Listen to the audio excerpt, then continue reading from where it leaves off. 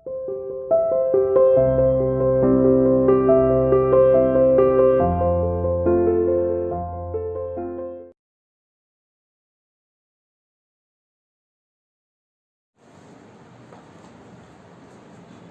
to CA International School online classes. Hello students, how are you? Hope you are fine. बेटा हम अपना chapter पढ़ रहे थे 3 सामाजिक और राजनीतिक जीवन का, जिस चैप्टर का नाम था सरकार क्या है। लास्ट जो हमारी वीडियो थी उसमें हमने पढ़ा सरकार क्या है, और सरकार के 3 स्तर होते हैं। एक सरकार स्थानीय स्तर पर काम करती है, जो हमारे गली मोहल्ले पंचायत जो हम देख रहे हैं गाँव में सरकार है हमारे लिए काम करती है, वो स्थानीय स्तर की है। राज्य सरकार जैसे हरियाणा राज्य की सरकार, पंजाब राज्य की सरकार, और एक हमने थर्ड पढ़ा जो आपकी केंद्रीय सरकार थी, यानी कि जो पूरे देश के लिए नियम कानून बनाती है। आज हम बात करेंगे सरकार एवं कानून की। देखिए आप, सरकार कानून बनाती है और देश में रहने वाले सभी लोगों को वे कानून मानने होते हैं। केवल यह वही तरीका है जिससे सरकार अपना काम कर सकती है। सरकार के पास जैसे कानून बनाने की ताकत होती है, वैसे यही ताकत भी होती है कि वे लोगों को कानून मानने के लिए बाध्य कर पाए। उदाहरण के लिए एक कानून है कि गाड़ी चलाने वाले के पास लाइसेंस होना चाहिए। अगर कोई व्यक्ति गाड़ी चलाता हुआ बिना लाइसेंस के पकड़ा जाए तो उसे जेल की सजा होती है या जुर्माना भरना पड़ता है। फिर सरकार देश के लिए कानून बनाती है। जब सरकार कानून बना देती है तो लोगों को वो मानना ही होता है, और ये लोगों पर पाबंदी है कि अगर एक बार कोई नियम बन गया तो लोगों को उसे मानना है, और उन्हें मनवाने की जिम्मेदारी भी सरकार की है। जैसे कि गाड़ी का लाइसेंस, अगर लाइसेंस नहीं है तो उसको जुर्माना भरना पड़ता है। सरकार जो कार्यवाही कर सकती है, उसके अलावा अगर लोगों को लगे कि किसी कानून का ढंग से पालन नहीं हो रहा तो वे भी कदम उठा सकते हैं। भाई सरकार ने तो जुर्माना लगाया, जेल भी भेजा, लेकिन अगर हमें लगे कि कानून का पालन नहीं हो रहा तो वे भी कुछ कदम उठा सकते हैं। उदाहरण के लिए अगर किसी व्यक्ति को ये लगता है कि उसके साथ उसकी धर्म या जाति के कारण उसे नौकरी में नहीं लिया गया, ठीक है, या उसके साथ किसी और तरीके का पक्षपात किया जा रहा है, उसे नीचता की, उसे निम्न दृष्टि से देखा जाता है, तो वह भी न्यायालय जा सकता है और दावा कर सकता है कि कानून का पालन नहीं हो रहा, क्योंकि कानून के नजर में देश के सभी नागरिक समान है, हम उनके साथ उनकी जाति धर्म के आधार पर भेदभाव नहीं कर सकते। तब न्यायालय आदेश देगा कि क्या कदम उठाने की जरूरत है। ठीक है, अब हम बात करते हैं सरकार के प्रकारों की, कि सरकार कितने प्रकार की होती है।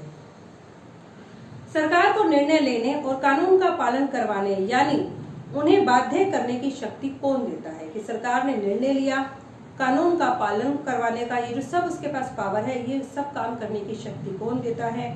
इस प्रश्न का उत्तर इस बात पर निर्भर करता है कि उस देश में कैसी सरकार है।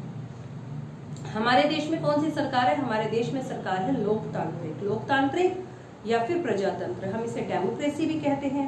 लोकतंत्र में तो लोग ही सरकार को ये शक्ति देते हैं। लोकतंत्र, हमारे देश में लोकतंत्र है और हम ही सरकार को शक्ति देते हैं, क्योंकि बेटा हम ही चुनाव में वोट डालकर अपने प्रतिनिधियों को चुनते हैं और वही प्रतिनिधि मिलकर सरकार को बनाते हैं। जिन व्यक्तियों को हमने चुना वही व्यक्ति आगे सरकार बनाते हैं, और यदि वो ठीक से काम नहीं करते तो हम उनके विरोध में हम उन्हें उनकी सीट से हटा भी सकते हैं, और हो सकता है उन्हें अगले इलेक्शन में वोट ना दें तो वो प्रतिनिधि के रूप में नहीं चुने जाएंगे।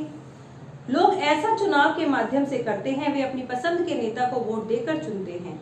एक बार चुन जाने के बाद यही लोग सरकार बनाते हैं, और लोकतंत्र में सरकार को अपने निर्णयों एवं उठाए गए कदमों का आधार बताना होता है और सफाई देनी होती है। एक दूसरी तरह की भी सरकार होती है। हमारे यहाँ तो लोकतांत्रिक सरकार है। दूसरी टाइप की सरकार होती है जिसे राजतंत्रीय सरकार कहते हैं। इसमें राजा या रानी के पास निर्णय लेने और सरकार चलाने की शक्ति होती है। सरकार को चलाना और सब काम देखना राजपाट का ये काम होता है राजा या रानी का। जैसे हमारे पहले समय में चलता था, अब तो राजा रानी नहीं है, लेकिन राजतंत्रीय सरकार जिस देश में है वहां पर जो शासन है वो राजा या रानी का होता है। राजा के पास सलाहकारों का एक छोटा सा समूह होता है जिससे वह विभिन्न मुद्दों पर चर्चा करता है। लेकिन चर्चा तो कर ली, लेकिन अंतिम निर्णय लेने की शक्ति राजा के ही पास में रहती है। लोकतंत्र के समान राजतंत्र में राजा रानी को अपने निर्णय के आधार नहीं बताने पड़ते और ना ही निर्णय की सफाई देनी पड़ती है। मान लीजिए लोकतंत्र में हमने नेता बनाया, अगर वो कोई गलत काम करेगा तो उसे हमें जवाब देना होगा, लेकिन राजा या रानी अगर कोई काम करते हैं तो उन्हें इस प्रकार का कोई भी जवाब नहीं देना पड़ता। लोकतांत्रिक सरकार, अब हम बात करते हैं लोकतांत्रिक सरकार की। जैसा कि मैंने आपको बताया हमारे देश में लोकतांत्रिक सरकार है। भारत एक लोकतंत्र है। इस लोकतांत्रिक व्यवस्था को पाने के लिए हमने लंबी लड़ाई लड़ी है। संसार में कई और भी ऐसे देश हैं जहां के लोगों ने लोकतंत्र लाने के लिए संघर्ष किए। ऊपर बताया जा चुका है कि लोकतंत्र की मुख्य बात यह है कि लोगों के पास अपने नेता को चुनने की शक्ति होती है। इसलिए एक अर्थ में लोकतंत्र लोगों का ही शासन है। लोकतंत्र की डेफिनेशन ही यही है कि लोकतंत्र क्या है? लोगों के लिए, लोगों द्वारा बनाई गई सरकार, लोगों ने ही बनाई और अपने लिए ही बनाई है। लोकतंत्र में मूलभूत विचार यह है कि लोग नियमों को बनाने में भागीदार बनकर खुद ही शासन करें। आज के समय में लोकतांत्रिक सरकार को प्राय प्रतिनिधि लोकतंत्र कहते हैं। प्रतिनिधि लोकतंत्र में लोग सीधे भाग नहीं लेते बल्कि चुनाव की प्रक्रिया के द्वारा अपने प्रतिनिधि को चुनते हैं। जैसा कि हमारे देश में हम लोग वोट डालते हैं। वोट भी कौन डाल सकते हैं? जिनकी एज 18 या 18 ईयर से ज्यादा होती है। ये प्रतिनिधि मिलकर सारी जनता के लिए निर्णय लेते हैं और आजकल कोई भी सरकार अपने आप को तब तक लोकतांत्रिक नहीं कह सकती जब तक देश के सभी वयस्कों को वोट डालने का अधिकार ना हो। पहले ऐसा था जैसे नीची जाति के लोगों को वोट डालने का अधिकार नहीं था, महिलाओं को वोट डालने का अधिकार नहीं था। लेकिन एक देश लोकतांत्रिक तब बनता है जब उसके सभी नागरिक, सभी वयस्क नागरिकों को वोट डालने का अधिकार हो, चाहे किसी भी जाति के हों, किसी भी धर्म के हों, महिला हो या पुरुष हो। वयस्क कौन होते हैं? जिनकी एज 18 या 18 से ऊपर हो। लेकिन हमेशा ऐसा नहीं था। क्या आप विश्वास कर सकते हैं कि एक समय ऐसा भी था जब लोकतांत्रिक सरकार औरतों और गरीबों को चुनाव में भाग नहीं लेने देती? जैसा मैंने भी बताया, आपने शुरुआती दौर में सरकारें केवल उन्हीं पुरुषों को वोट देने देती थी जो पढ़े लिखे थे या जिनके पास संपत्ति होती थी। इसका मतलब जो औरतें थी और जो गरीब व्यक्ति थे या फिर जो अशिक्षित लोग थे, उन्हें वोट डालने का अधिकार नहीं था।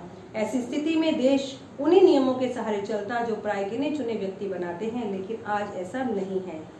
भारत में आजादी से पहले बहुत ही कम लोगों को वोट देने का अधिकार था। इसलिए जनता ने संगठित होकर इस अधिकार के लिए मांग की और गांधी जी समेत कई नेताओं ने इस अन्यायपूर्ण व्यवहार का विरोध किया और जोर शोर से ये मांग उठाई। 1931 में यंग इंडिया पत्रिका में लिखते हुए गांधी जी ने कहा, मैं यह विचार सहन नहीं कर सकता कि जिस आदमी के पास संपत्ति है वही वोट दे सकता है, लेकिन वह आदमी जिसके पास चरित्र है पर संपत्ति नहीं या शिक्षा नहीं, वह वोट नहीं दे सकता। तो गांधी जी ने इसका विरोध किया, ठीक है। और उन्होंने कहा जो दिन भर पसीना बहाकर ईमानदारी से पैसा कमाता है वह व्यक्ति वोट नहीं दे सकता क्योंकि उसने गरीब आदमी होने का गुनाह किया है। तो उन्होंने सरकार से इस प्रकार के कई प्रश्न किए और उन्होंने डिमांड की कि भारत के हर एक नागरिक को वोट देने का अधिकार मिले। संसार में कहीं भी सरकारों ने स्वेच्छा से अपनी शक्ति लोगों के हाथ में नहीं बांटी। मतलब ये नहीं कि सरकार ने अपनी इच्छा से ही लोकतंत्र बना दिया हो। पूरे यूरोप और अमेरिका में महिलाओं और गरीबों को सरकार के कार्यों में भागीदारी के लिए बड़ा बड़ा संघर्ष करना पड़ा। जैसे हमारे देश इंडिया में संघर्ष हुआ, ऐसे ही यूरोप और अमेरिका के लोगों को भी करना पड़ा था। महिलाओं द्वारा मताधिकार के लिए संघर्ष प्रथम विश्व युद्ध के दौरान ने मजबूती पकड़ी। जब प्रथम विश्व युद्ध हुआ 1914 से 1919 तक, उसी के दौरान महिलाओं को वोट देने का अधिकार मिले, इस बारे में भी लोगों ने कदम उठाए थे। और इसे अंग्रेजी में हम सफ्रेज मूवमेंट भी कहते हैं। सफ्रेज का मतलब होता है वोट देने का अधिकार। युद्ध के दौरान बहुत से पुरुष लड़ाई में थे, इसीलिए महिलाओं को उन कामों को करने के लिए बुलाया जाता था जो पहले पुरुष करते थे। जब महिलाओं से विभिन्न प्रकार के काम और उनकी व्यवस्था करना शुरू किया तो लोगों को देखकर बहुत आश्चर्य हुआ कि लोगों की महिलाओं की क्षमताओं के बारे में उन्होंने जो रूढ़िवादी धारणाएं बना रखी हैं वो बिल्कुल गलत है कि महिलाएं ये काम नहीं कर सकती। इस तरह महिलाओं को निर्णय लेने के लिए योग्य समझा जाने लगा, क्योंकि कोई ऐसा काम नहीं जो महिलाएं नहीं कर सकती। पुरुष युद्ध में गए थे तो उन्हें मजबूरन महिलाओं से काम करवाना पड़ा और महिलाओं ने दिखा दिया कि वो हर एक को काम कर सकती हैं जो पुरुष कर सकते हैं। तो उन्होंने लोगों की इस रूढ़िवादी धारणा को बदल दिया। महिला मताधिकार आंदोलन की साथियों ने सभी महिलाओं के वोट के अधिकार की मांग की। उनकी आवाज सुनी जाए, इसके लिए उन्होंने जगह जगह अपने आप को लोहे की जंजीरों में बांधकर प्रदर्शन किया और उनमें से कई क्रांतिकारी महिलाएं जेल गईं, भूख हड़ताल पर बैठी। और अमेरिका में महिलाओं को वोट देने का अधिकार 1920 में मिला, जबकि इंग्लैंड में महिलाओं को वोट देने का अधिकार 1928 में मिला। ठीक है बेटा, तो यहाँ पर आपका ये चैप्टर खत्म हो जाता है सरकार क्या है। ठीक है, अच्छे से पढ़िए सरकार क्या है और भारत में किस प्रकार की सरकार है, लोकतांत्रिक सरकार क्या होती है, राजतांत्रिक सरकार और लोकतांत्रिक सरकार में क्या क्या डिफरेंस है। हमने ये सब जाना और हमने ये भी जाना कि किसी भी देश में स्वयं को लोकतांत्रिक नहीं बनाया, बल्कि लोगों ने काफी प्रयत्न किए, काफी प्रयास किए, तब जाकर वो देश लोकतंत्र बना। ठीक है बेटा, आज के लिए बस इतना ही। ओके।